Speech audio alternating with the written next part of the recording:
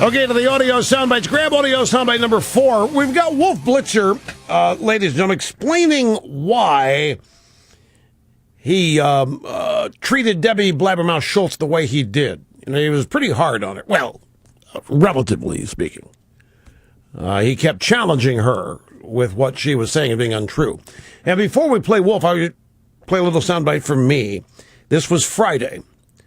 I was attempting to explain Anderson Cooper and Wolf Blitzer challenging Debbie Blabbermouth Schultz on their programs. Both random acts of journalism have involved Wolf Blitzer and Anderson Cooper attempting to protect themselves.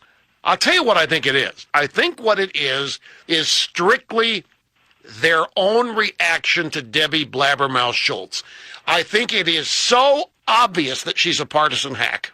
It is so blatantly obvious that she is nothing but a robotic partisan hack that they cannot afford to let the woman go by unchallenged. That's basically, because people were asking, well, why do you see, the thing is, why was it random?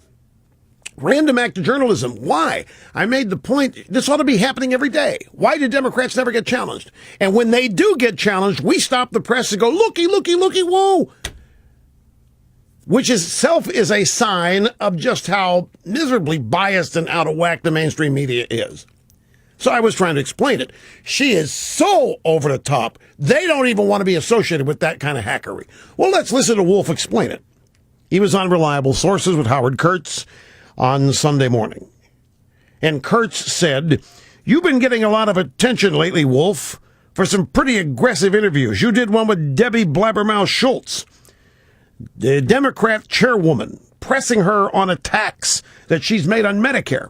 If you hear something that clearly is wrong, all the years of your journalistic experience should come to the table and you should point it out. As you get older, you say to yourself, you know what, if I hear a guest, and I'm going to be polite to that guest and respectful, but if I hear a guest just dissemble and make stuff up and really say something that's wrong, I think we should at least point that out to our viewers and let them know that I'm not dumb enough to just go along with it or whatever. That's exactly right. It was so obviously over the top that Wolf had to draw the line. That's right. That's right. When he was younger, it would have been okay. It was all the years of your journalistic experience should come to the table, and you should point that out. As you get older, you know what? If I hear a guest, I'm going to be polite, but if I hear a guest just dissemble and make stuff up as I get older, then I'm going to call her on it, because I'm getting better and I'm learning more stuff as I get older. When I'm young, I'm more eager to be a hack. But as I get older, I realize I have to cover it up a little bit, because people are going to think that I'm older and mature enough. So pretty much nailed it. LA Times, by the way, has an article today. Is CNN looking for its own game change? And the subheadline, with the Republican and Democrat national conventions approaching, the news network's in a quandary about the direction it needs to take to regain its declining viewership, which some might say might involve dropping its refusal to take sides in the political debate. New thinking, not take sides. New thinking. With the conventions coming up, the news network's in a quandary about the direction it needs to take to regain its viewership. When has CNN refused to take sides is the point. That's not their problem. Anyway, back to the phones. Ginny in Lake Ontario, New York. Great to have you on the EIB network. Hello. Hi, Russ. It's so nice to talk to you. Thank you very much. What a pleasure. Well, my point is if they want to hang the hurricane and that on Bush and the Republicans and, oh dear, it's all their fault and it's ruining everything, some Republicans could stand up and say, hey, what about all the fires and the drought out in the Midwest and out on the coast? Isn't that Obama's fault?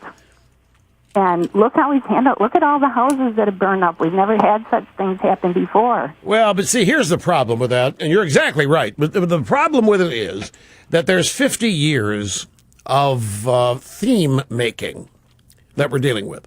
And there are overall themes. One of the themes is Republicans kill people. Another theme is Republicans poison the air and water. Another theme is Republicans want to cut Social Security. Another one is Republicans want to cut Medicare. Another one is Republicans only want the rich to have money. Another one is the Republicans hate poor people and will take everything they've got. So, and that's been out there for 50 years. So a hurricane shows up and devastates a Democrat town with a Republican president. Well, it's obvious. The Republican president doesn't care. There are poor people or Democrats in there. And that hurricane, nobody tried to stop it. And then when it came time to bring FEMA in there, the trailers got in there late, and Bush was strumming the guitar. See, he doesn't care.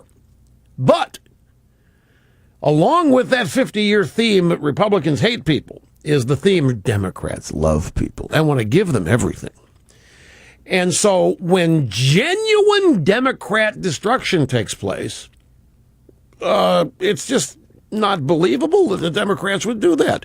It's like Howard Dean said on TV recently to the Republicans, you go ahead every day. You go ahead and tell people Obama cut $716 billion from Medicare. Nobody's going to believe it. Nobody's going to believe Democrats would cut Medicare. But Howard, they did. It's right there. The CBO, everybody says it. We could read from the bill. We could read from Obama's speeches. $716 billion in Medicare. Yeah, he said, go ahead. You and I both know that Obama cut $700 billion in Medicare. But the people aren't going to believe it. Nobody's going to believe Democrats cut anything. But everybody will believe that you did. And that's, what do you call it? Branding? PR? Image? I mean, that stuff's going to have to change, or else you do one other thing. You sit there and wait for people to realize it on their own, which is what the Republicans do.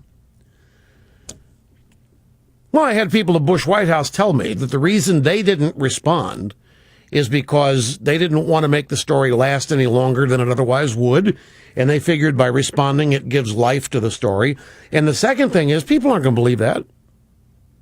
Not going to believe that we want people to get harmed and get hurt. Nobody's going to believe that.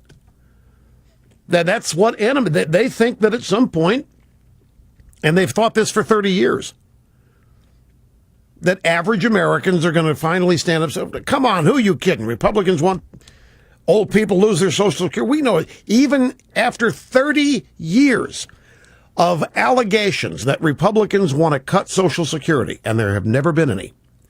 No senior citizens ever lost Social Security. The Democrats still make the charge. The Republicans still deny it. And to a certain extent, by the way, in Florida, I think the emptiness of the Democrat position finally is known now. I don't think the charge is as effective as it used to be. But the problem is the Republicans are just waiting for time to take care of this. It would be like if you had a retail business or a product, and it was thought of in a certain way. It was characterized by your competitors as a product that kills people, except it doesn't. You just say, well, I'm going to keep making the product, and I'm going to keep selling the product, and I'm going to rely on people realizing that people aren't dying from using it. And eventually, people realize that my competitors are lying. That's the Republican strategy, is to leave it up to the people to figure out that the Democrats are making it all up. Admit it, isn't that another reason why you get frustrated? You don't want to spend the 150 years it'll take. Oh, reminds me. I meant to weigh in on this undecided business. The caller right before the end of the half hour, who wanted to know why, if there's only 3 to 5% of people who are going to vote, who haven't made up their minds yet, His theory is they're obviously morons, because as easy as it is to know what Obama is and what Romney is, if there are 3 to 5% of people who are going to vote who haven't made up their mind yet, they have to be morons. So why even try for them? Okay. If you believe that number, 3 to 5%, and Gallup, by the way, in their polling data says it's between 8 and 10%. But what's interesting, it's not the 20% that everybody usually uses. The standard operating theory is 40% vote Republican automatically, 40% vote Democrat automatically, 20% wait to make up their mind. Those are the independents. Oh, yeah, at 20%. And that's who the consultants tell the candidates they can get votes for you. I'm a consultant. I'm the best guy at getting votes of the independents. I know how to do it. So the candidates hire them, and every election is, or every campaign is oriented toward that 20%. Everybody else is taken for granted. Now the number is, depending on where you look, anywhere between 4 and 10% undecided. But if you believe that whatever the number is, that it's impossible to be undecided with as much media, social media, 24-hour media as there is, why bother even campaigning? Because if you haven't got them by now, you don't have a prayer. Well, by definition, the Democrats don't have them either. But if you believe that, why even campaign? What's the point of a campaign if it's not to persuade? Well, I know you want to affirm your base. I mean, you got to turn them out. But really, what's the purpose of the campaign if the undecided are unwinnable, if that's your attitude? I, by the way, am not sure that 3 to 5% number is accurate. What do you think, Snerdley? What do you think the percentages of people have not made up their minds? That this election right now on August 27th, of the people who are going to vote, I know it's just 5%. You think it is small. It's just 5%. See, I think it's a lot higher than that. I think it's a lot higher. And it's not that people can't stand Obama. I think it's that people can't stand politics, period. I think they don't like any answer. The people that haven't made up their minds, the people who aren't paying attention, aren't because they don't like it. It ticks them off. They don't think the people in it are honest, or it bores them, or pick your reason. It doesn't interest them. Everybody in it's a liar. Everybody in it's a crook. Their vote doesn't matter. Whatever the reason is, I think it's a lot higher than 5% have made up their minds. Just my gut instinct. I think it's a lot higher. And whatever the number is, it directly correlates to the number of people who aren't paying attention. And so the question then becomes, well, if they're not paying attention, how the hell do you reach them? And therein lies the key to victory. America's most